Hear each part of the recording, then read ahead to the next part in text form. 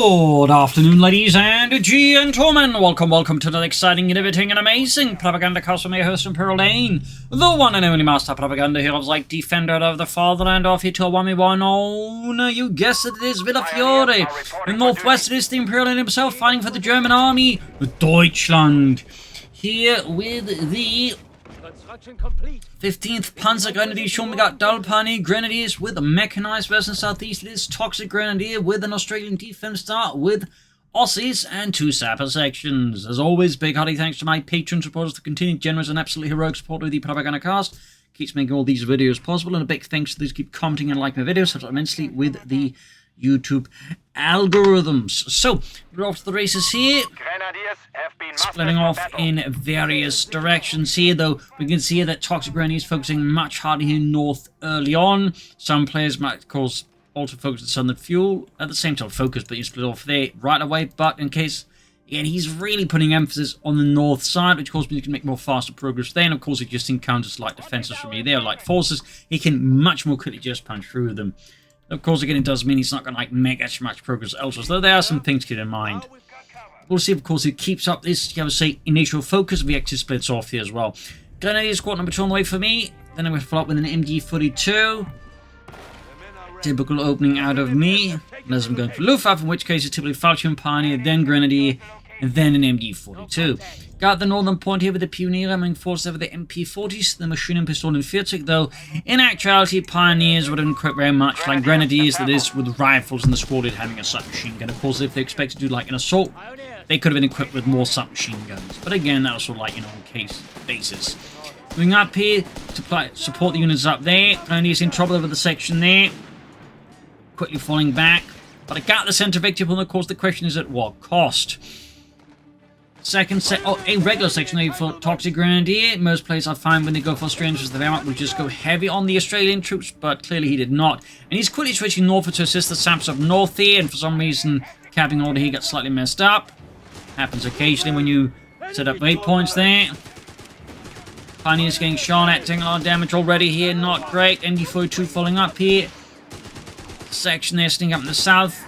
And now moving the Grenadiers north, attempting to secure the field point. It's trying to assist here. British forces is splitting up. And I'm actually detaching some of my Pioneers here to try and maybe see if I can't bait away ToxicGrenadier's attention here. There we go, moving forward here. MG42 team on the way. Grenadiers can attack from this well here. A lot going on there.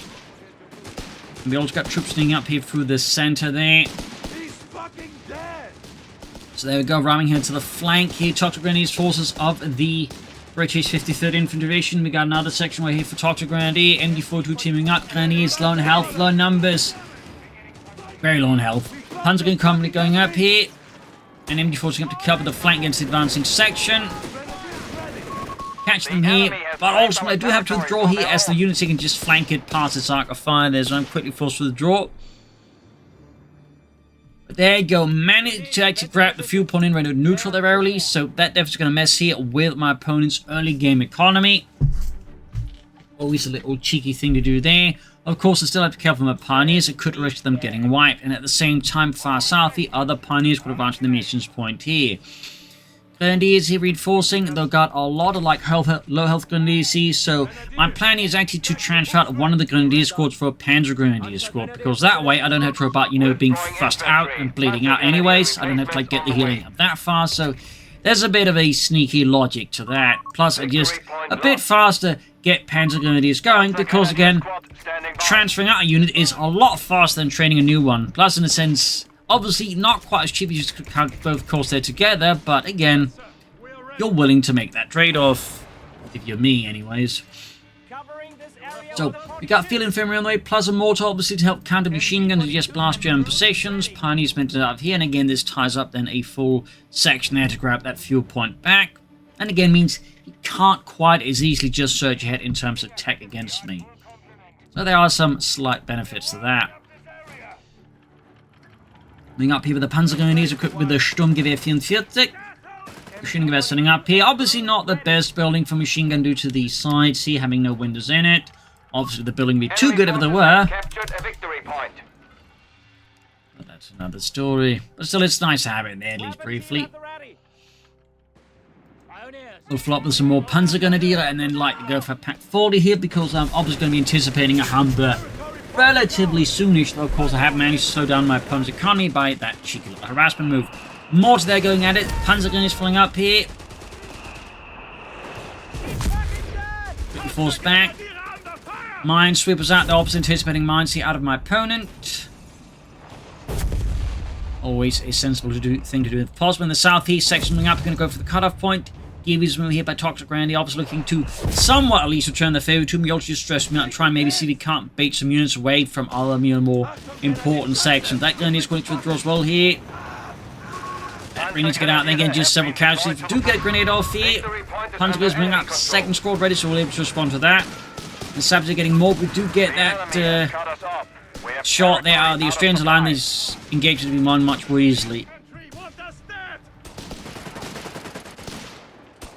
There you go. A lot of action, a lot of back and forth here. A lot of hectic fighting. Big 2 points wise. I do have a small leader with ToxicGrenadier so far here. And his Tommies. Sappers on the help. Those are 2 Pioneer squads. Even if they're Sappers, not quite going to be a deal here for them. We've got the Australians here now having to face off against all these Pioneers. They're low on health. Pioneers might have a Chinese chance here. Of course, the mortar pretty much crushes that hope. Healing on the way there. Also got the Grenadiers here to match with the Panzergrenadiers to keep reinforcement costs down. Always a handy-dandy little thing to do. Got raid package there selected. MD42 withdrawing, obviously too exposed here. The buildings right here could flank in if I'm not careful. There's also just that bloody mortar. Back at base here, we see ToxicGrenadier is finally checked up. He's finally got the Humber going as well. Of course, I will need a Pack 40 to deal with that in the near future. I'm going to have a really, really bad time. Second grab Northern Victory Point here. Send one about BCs, possibly. Kept defended by the British in the south. Panzergrenadiers there at the ready as well. The enemy has taken a victory point. I could, of course, also go for an Arctillard here to counter a potential Humber. There you go, Grenadiers forced back. We got that mortar fire raining down death from above. Panzergrenadier sweeping in, forcing away those Tommies, those verdammte Inselaffen. We got flamethrowers here to burn out some more Englishmen.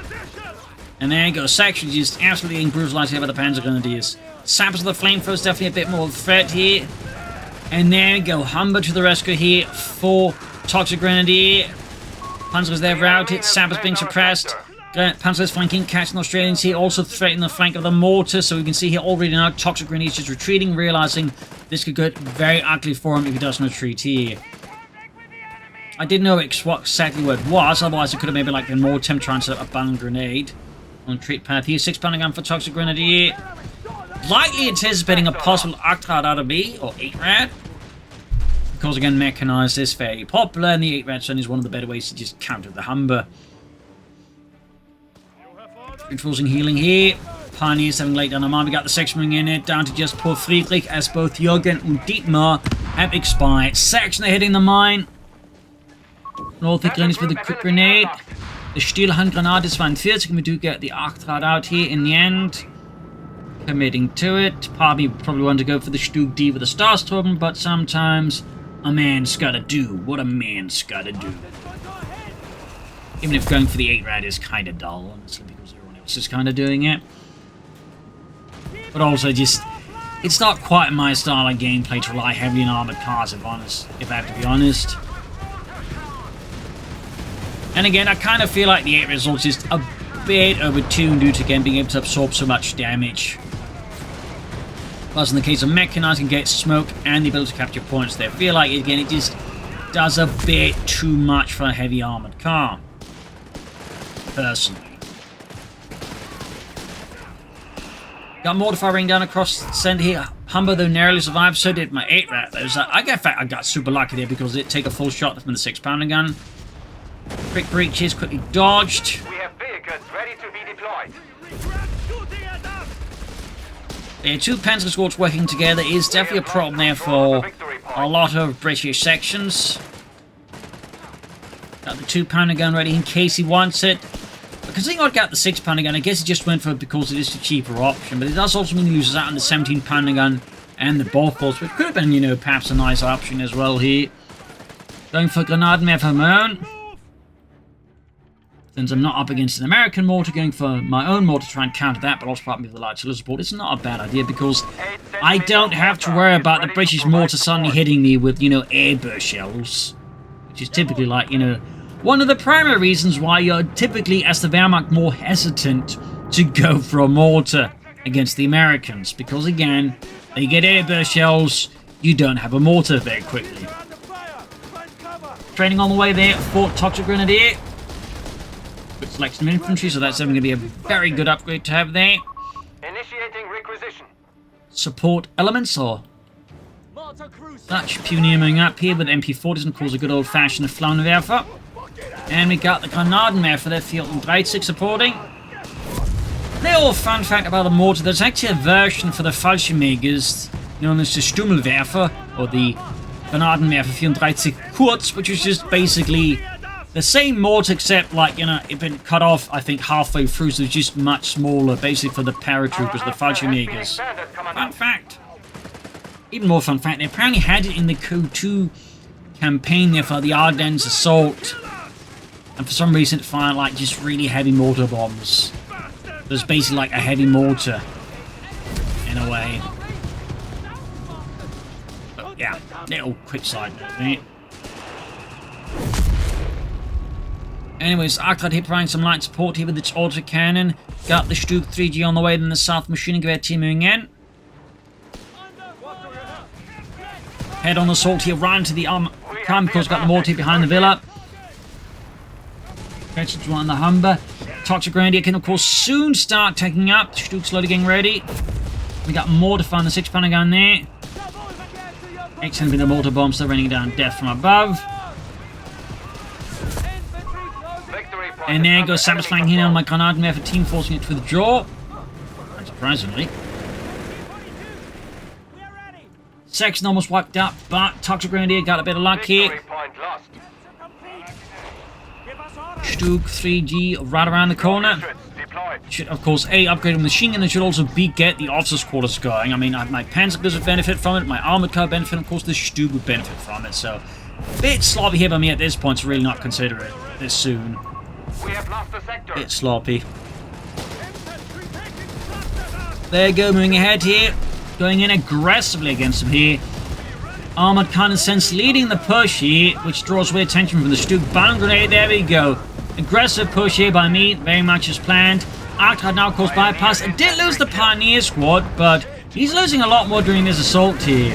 So there you go, using speed, aggression, and just daring tactics. I punch right through here. ToxicGrenadier center.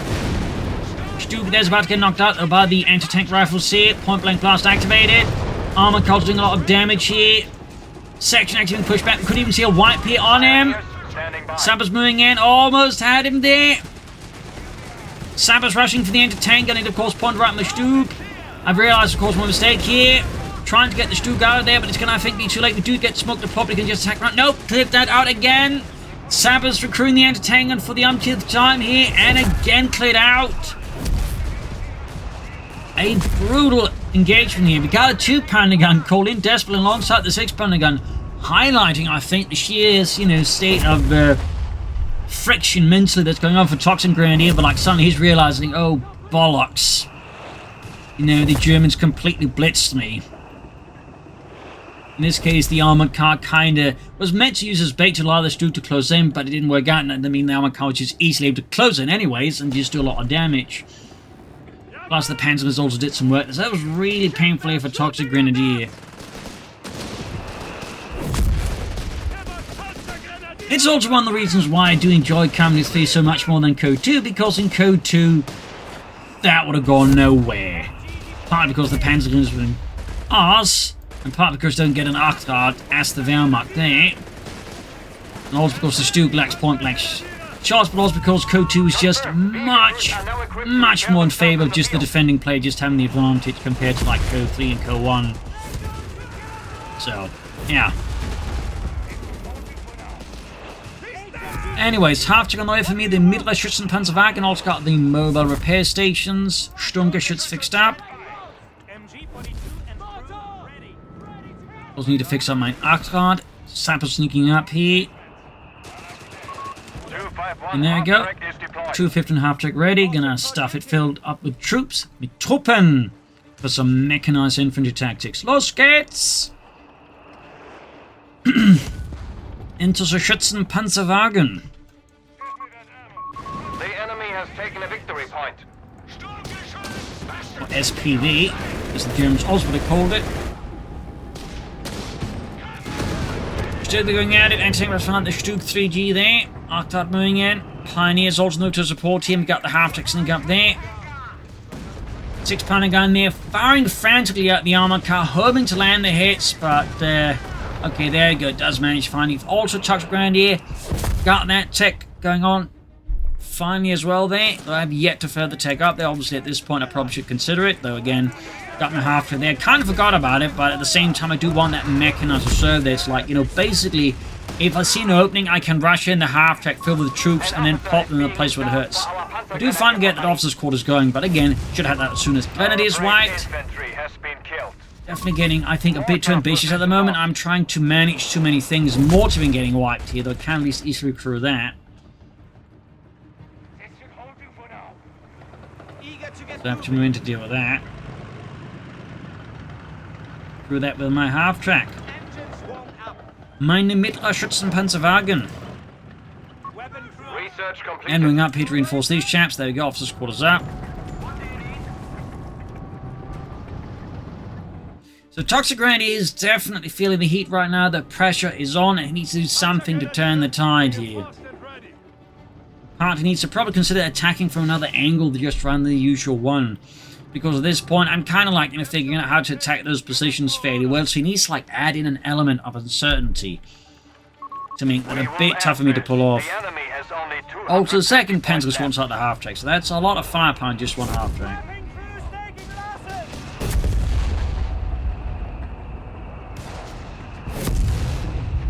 Australian sappers, anti-tank sections all move forwards here. Going for that southern point with the sappers, mortars fortified. Got the Vespa here as well. One reason, in fact, I do go for mechanized at times is if I have a suspicion my opponent just can like camp in with a lot of entertainment, which honestly happens a lot, then having access to the Vespa is, I think, a much better solution for that than trying to use the Nebelwerfer, which honestly a lot of the time I just find ended up being, well, not very suited for the task, and ends up being a big waste of resources. So I don't know why I keep going for it, but I suppose there's part of me that wants to believe in the Nebelwerfer, you know, that he, you know, might one day actually like do the job, and then, yeah, I guess that's just recall my own fault. There you go, sneaking up the south side here. Far up north, some sappers hoping to get lucky. Instead, only going to find a heavy armored car with veterans here too. Meanwhile, ToxicGrenadier's guys, Matilda almost ready here. Likely, of course, going to use it to push it and then support it with the anti-tank guns and the other stuff. Which is, in a sense, is kind of how it's designed. You know, it's just meant to like absorb fire and then let other stuff kind of do all the work. Panzer Company, meanwhile, for me, of course, the actual Matilda's gun wasn't particularly good as infantry for the main gun because it lacked high explosive shells. It really only had the machine gun actually there to rely on. Fun fact. It was basically meant for like just shooting up bunkers and whatnot. Arctar's sneaking from the north side here. Section caught with the MD-42 team mortars blasting away here. Panzer Company halfway down sections holding up here in the name of Australia. Lee Enfield there scoped going up. 6-pounder gun at the ready. 2-pounder gun supporting the sappers up north here. Fighting is flaring up here and there. Go Matilda engaging the Panzergrenadier. Almost getting a wipe here. Just down to one man. Trying to flank in here, of course, with the Matilda about that becomes a lot more dangerous. 6-pounder gun moving in. Pioneers wiped. Again, Matilda is an absolute monster against infantry. And now, of course, I push my 6-pounder gun too far ahead. MD4 is providing some support, but that's not going to help against Matilda.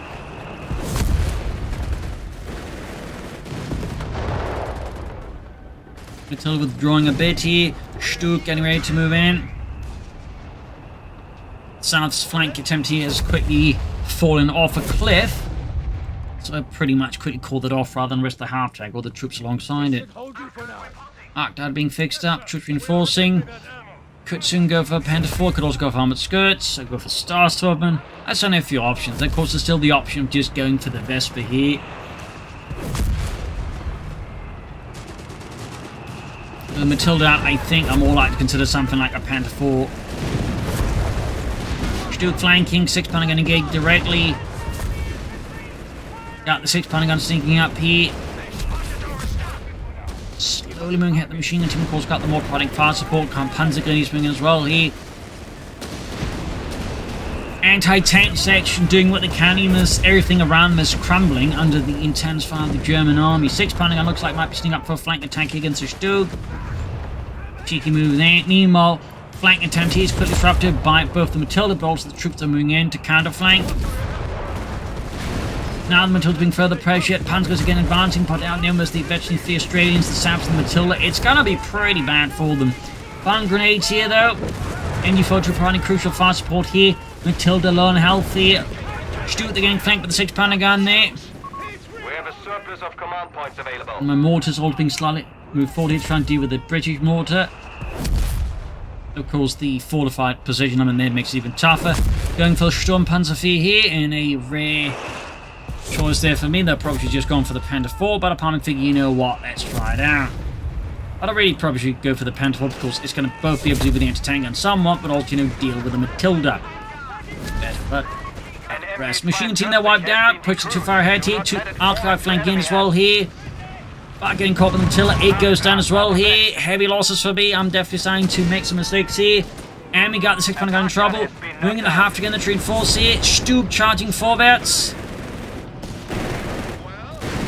And there you go, we got another hit there from the 6-pounder gun. Pioneer infantry killed. And another Pioneer squad wipe, meaning, in fact, I have no Pioneers now. In fact, I only got 2 Panzergrenadier squads, which is not enough infantry. And here I had to make another mistake with a point-blank blast there. There's several mistakes from me in a short amount of time, which is a big win there for ToxicGrenadier. Obviously, as suddenly my forces are gutted, and becomes much easier for him to push in against me now. Still supported by the Matilda, since again, I now in fact have no way of like seriously damaging the Matilda too. Since I don't have the anti-tank gun and my Stug just went kaboom. Which is typically not what you want your Stug to go. You want the things opposite the Stug to go kaboom. And there you go, trying to recruit with a half-track instead of get that knocked out as well. The Sturmpanzer getting the Matilda 2 here. Situation's getting really ugly here. Bringing in the Sturmpanzer's first blast, the anti-tank gun, since that's the bigger threat by far, and then the Matilda to the Sturmpanzer. The flank shots there definitely telling us otherwise the story there. Mortar in trouble. Machine gun moving in here. I'm down to very little now, in fact. My Sturmpanzer's about to get knocked out as well here. Situation getting really uncomfortable. Matilda there scoring another hit on the Sturmpanzer feet, going for Stug here. Getting a hit there on the Matilda. Shot went through the frontal armor there. That did not, thankfully. Another hit from the Sturmpanzer feet. Stug slowly getting ready here. Another Matilda here for ToxicGrenadier.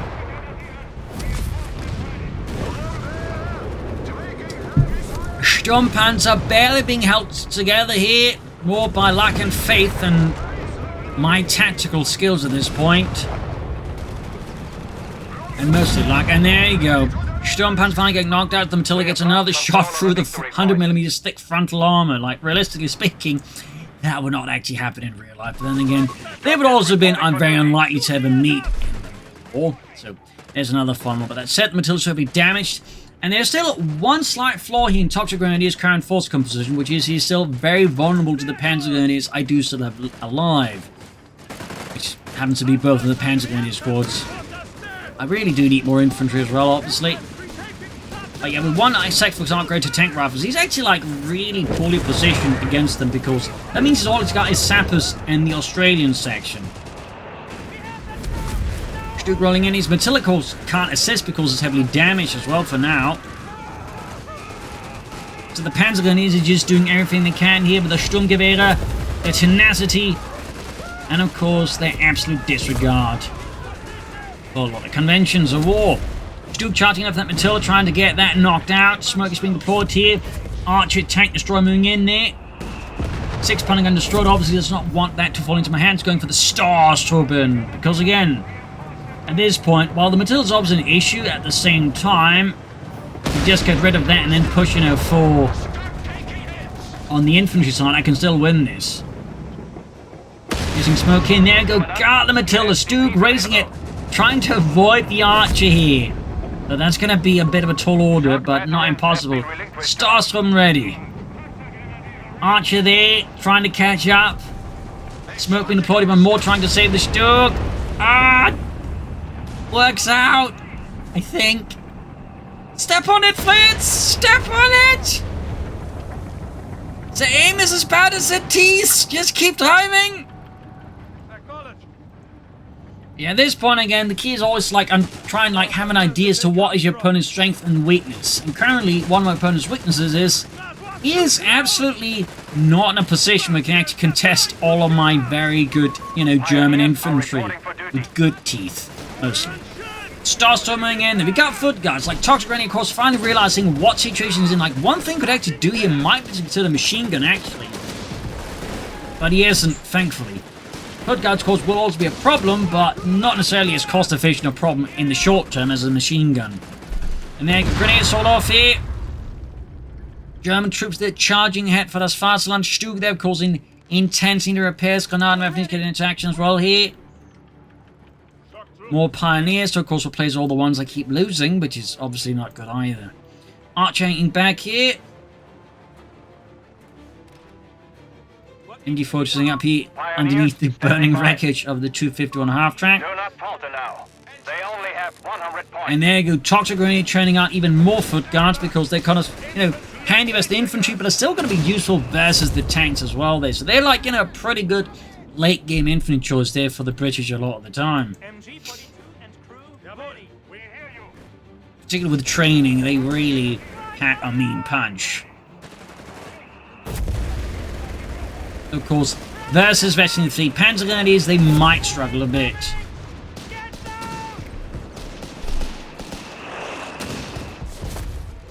Almost got the northern point here, strings of foot guards being supported by the sappers. Machine pushback. Stug on the move. You can see that he's rushing for the points here. Panzers there, veteran fleet, but also too low in health to really be any point there, so just withdraw them. And there you go. Australian section, the Enfield to come against the East Panzergrenadiers here. Supported by some other troops there. Stug rushing south as the pioneers. Victory point is under enemy control. Got Phoenix 6779. I'm also getting bombarded. I'm moving in the Starstruben. The Panzergrenadiers, they're putting up a fierce and desperate fight. Their foot guards charging in here. But the Starstruben there to try and stabilize. Unloading all their grenades into the advancing rows of British forces. And to ultimately pull back here rather than waste troops on that needlessly.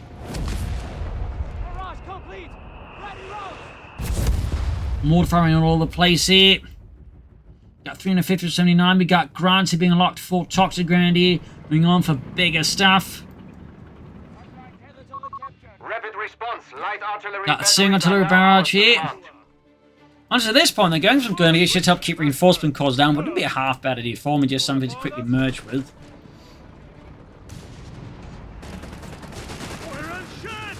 But then again, just going for more Starstorm could also be a pretty good investment, just for something to murder the Allied infantry with even more swiftly.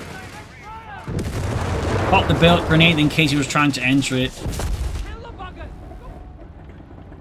He wasn't. Starstorm seeing northwards, they got veterans to one now. Granatenwerfer team moving up, sabotaging for that southern point. Pioneers also moving in. You can see there's a slow build up here by ToxicGrenadier praying for another assault wave here. Got the foot guards, got the mortars, got the supporting anti-tank weapons here. Lined up as well there. Again, center point here by the hill is his main target. The enemy is down to 75 points. Of course, that also does make him a bit predictable. Victory point. Yeah, splitting up the foot guards a bit, perhaps realizing the threat of the MD infantry in the south. Stug moving in here, point blank blast at the ready to engage the sappers. Slowly advancing here, foot guards again, trying to spread out to make it harder for me to just halt them all with a single MD42. Thumbs up the ToxicGrenadier. Smoke deployed, anticipating around there. Of course, His anticipation was a bit off. Panzerman for the north here, because as it pushes forward, it does mean a lot of his stuff is more vulnerable to an infantry push, so I could technically swing around and do a lot of damage to him, because now all of his elite infantry elements are busy here. That's exactly what I'm going to do here. The Sabba's in trouble, machine getting wiped by the foot guards, go flank there by ToxicGrenadier, going for another Sturmpanzer.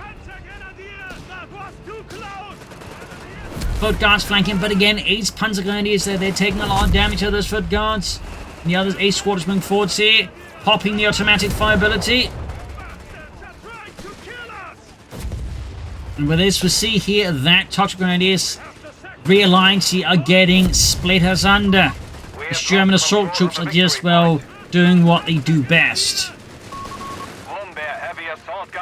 Sturmpanzer 2 number 2 ready. Sappers are low on health, we got 22 points left here. Gremlin's on the point with the anti-tank section. Street being pulled back for a fresh set of repairs. Sector now under enemy control. Quick sniper shot in the Starstorm, foot guard tracking on the other side. He wants that point, he's down to 15 points. Got the Archer moving up, anticipating a counterattack here with armor. Not a bad assumption, honestly.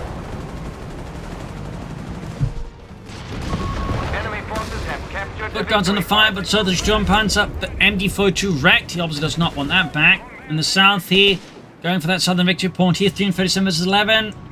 Clock is ticking.